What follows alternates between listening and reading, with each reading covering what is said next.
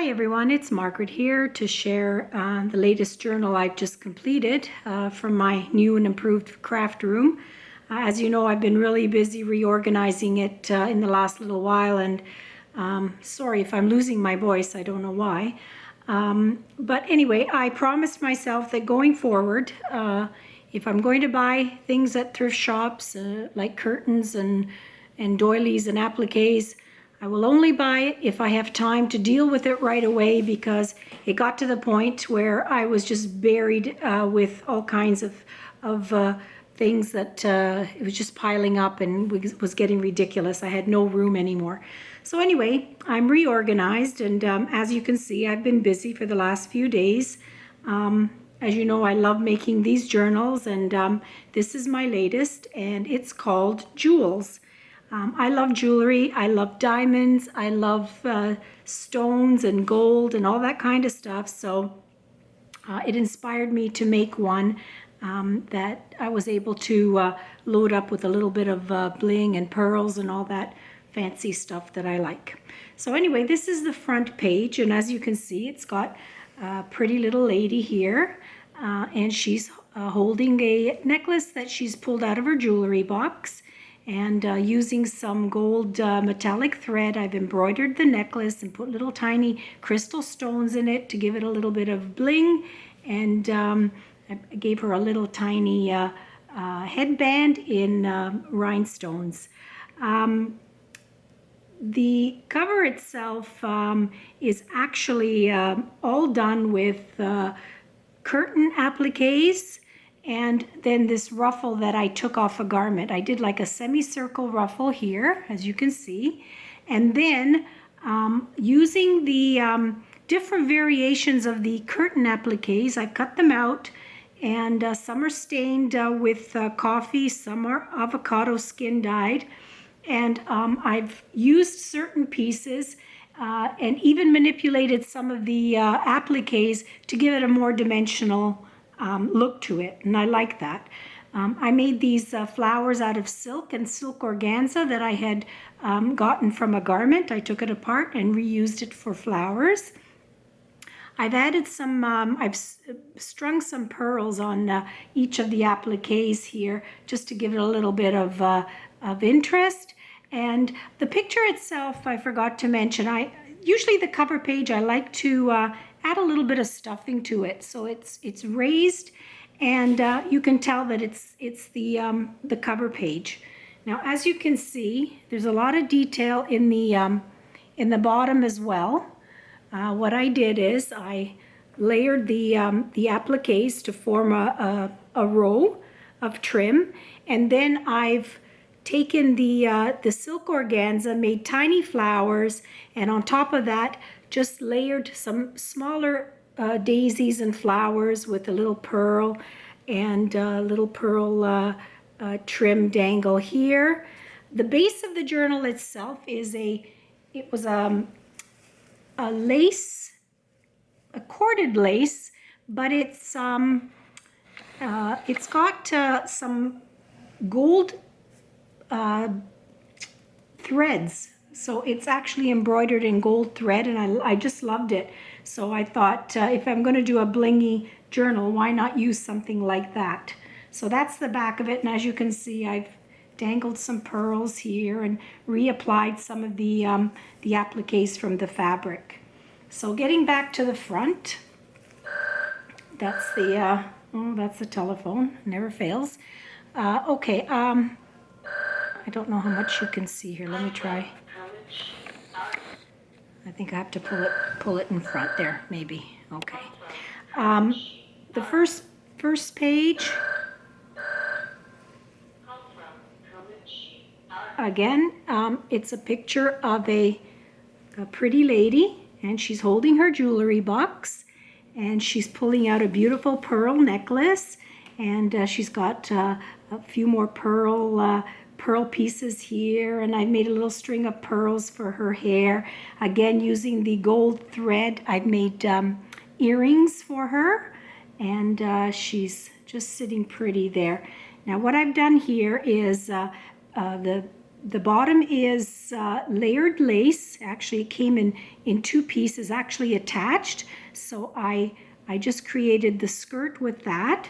And then the picture itself, what I did was I took some ruffled trim and put it all around. And then on top of it, I took these little petal appliques and kind of cupped it over the trim so it stands up and it's really pretty. I really like that effect.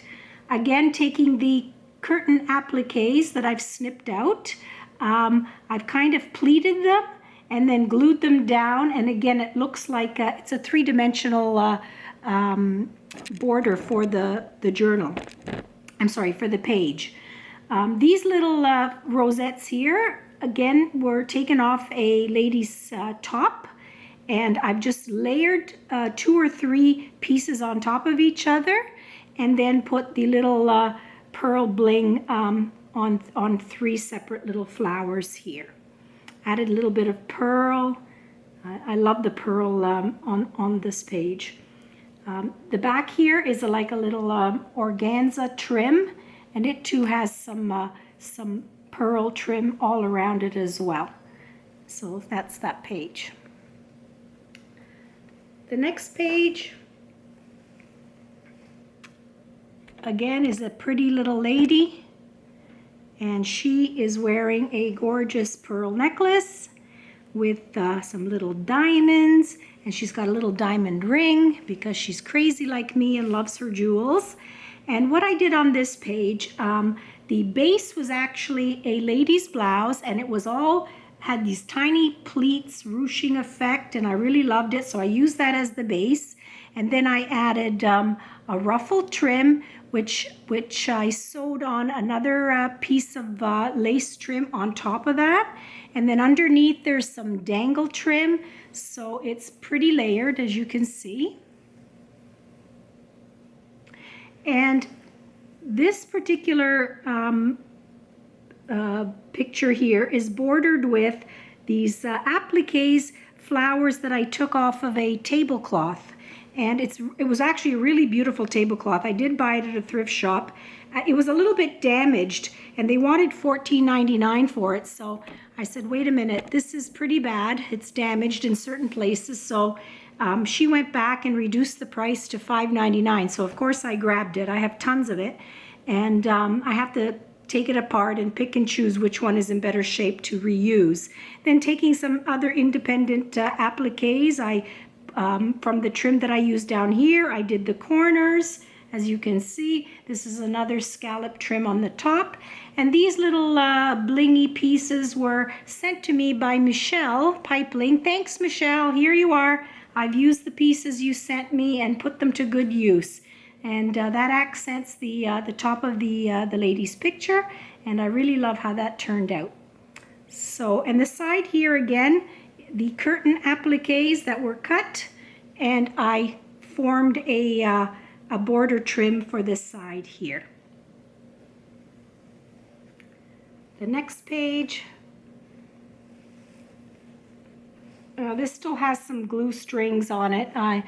When it's fresh, you're always going to get a few of those, and you have to just bear with me if I'm picking. So this particular page, again, I don't know if you can see that. Let me try pulling it back. That's not working either. Let's try that. That might be better. Okay, so what I did here is I took this beautiful picture. Again, this is an Angelo Asti lady, and I just decked her up. I put a string of rhinestone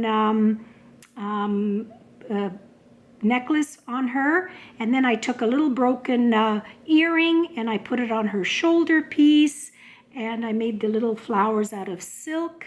And again, the curtain appliques were cut out in different variations. This again was from a different curtain.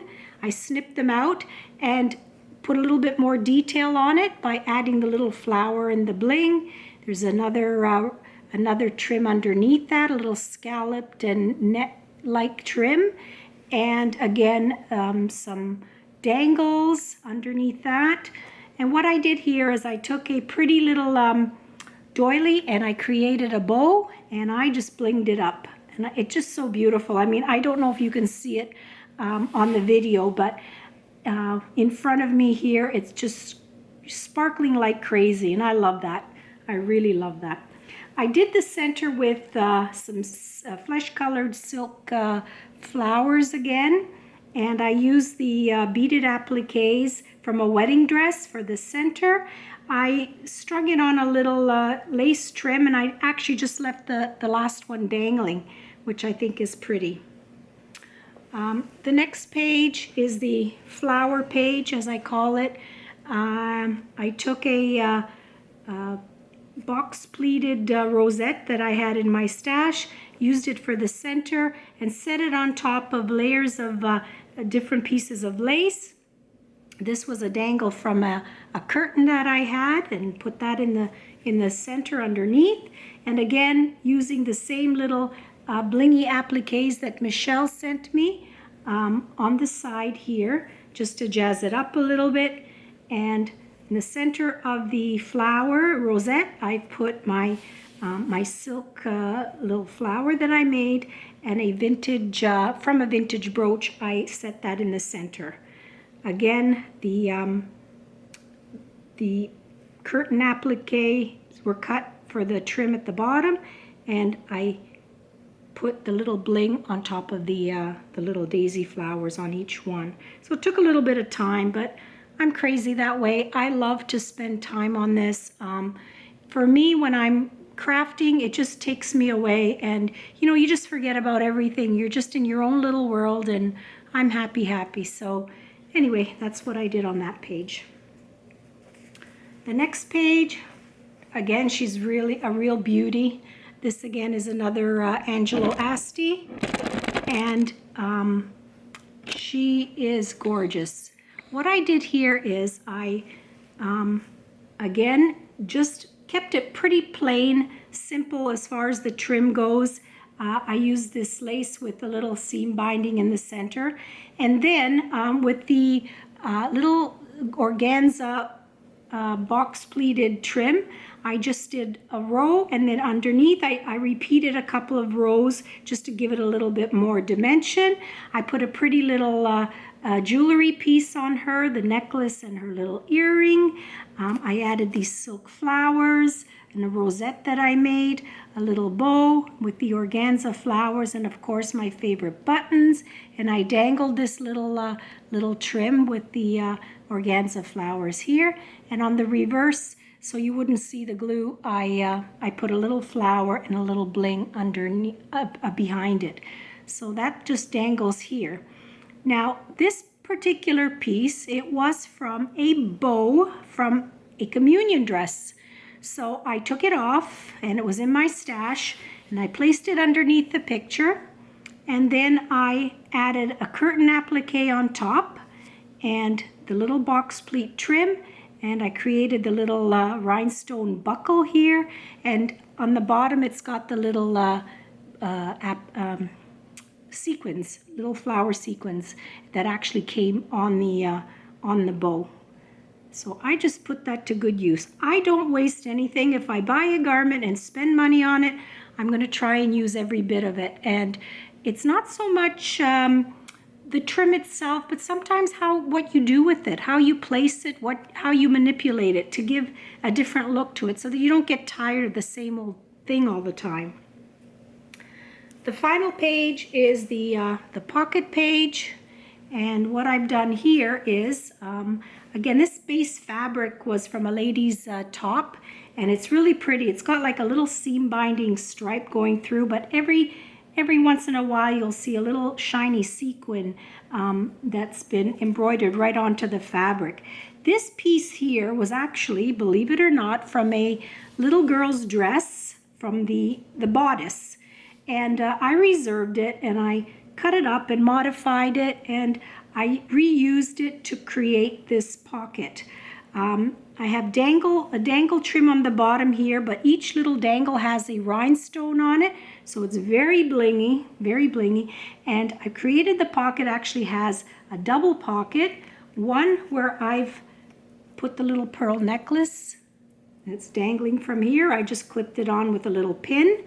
And then the main pocket, I put a pretty pair of ladies' vintage gloves, which I found at a thrift shop, and they were in great shape, so I washed them up and just decided to make it a little bit more feminine and just use that in the pocket. So I used, again, made a little lace and silk rosette for the top there. And there you have it. There's the back page again. Now the spine, what I did is I took the roses from the base fabric, snipped them out. I got about 5 in each one and just layered one on top of the other, created the silk rosette for the base, and then just piled everything on top, including the flat back big pearl that I had in my stash, and I created the floral spine for the journal. So as you can see, it's pretty heavy, it's pretty thick, but I love them that way. The concept of less is more does not apply to fabric journals in my eyes. For me, the more you put in a fabric journal, the more detail you put in it, the more it's going to be, pretty, and you're going to sit there and stare at it for hours, because every time you look at it, you're going to see something else that you didn't see before. So anyway, that's my latest fabric journal called Jewels, and I hope you like it. And I'm off again now, see what else I can come up with next in my new craft room. So I thank you for watching and hope to see you all again soon. Bye for now.